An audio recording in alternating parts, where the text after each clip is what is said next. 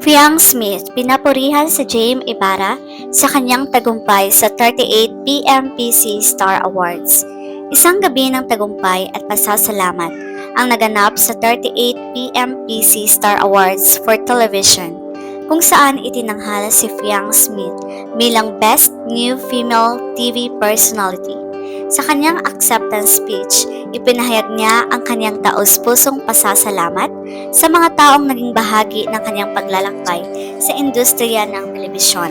Pasasalamat kay J.M. Ibarra at sa mga sumusuporta. Isa sa mga hindi niya nakalimutang banggitin ay si J.M. Ibarra na anyay sumuporta sa kanya since day one. Ipinakita ni Fiang kung gaano kahalaga ang mga taong patuloy na naniniwala sa kanya mula sa simula ng kanyang karera. And syempre, hindi ko pwede kalimutan. Maraming salamat kay JM Ibarra sa pag-support sa akin since day one, ani ni Fiang, na puno ng emosyon at kasiyahan. Pinasalamatan ang pamilya, kaibigan at mentors bukod kay JM Ibarra. Nagpasalamat din si Fiang sa kanyang pamilya, mga kaibigan at sa kanyang home network na Star Magic.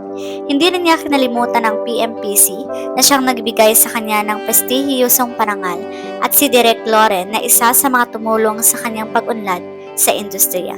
Sa huli, ipinakita ni Fiang ang kanyang pananampalataya sa Diyos sa pamamagitan ng kanyang makapangyarihang pahayag. Who did? God did. Isang maliwanag na kinabukasan para kay Fiang Smith ang pagkapanalo ni Fiang bilang Best New Female TV Personality ay patunay ng kanyang talento, sipag at determinasyon. Isa itong malaking hakbang sa kanyang karera at marami ang naniniwala na mas marami pang magagandang proyekto ang naghihintay sa kanya sa mundo ng telebisyon at pelikula. Congratulations, Iabab!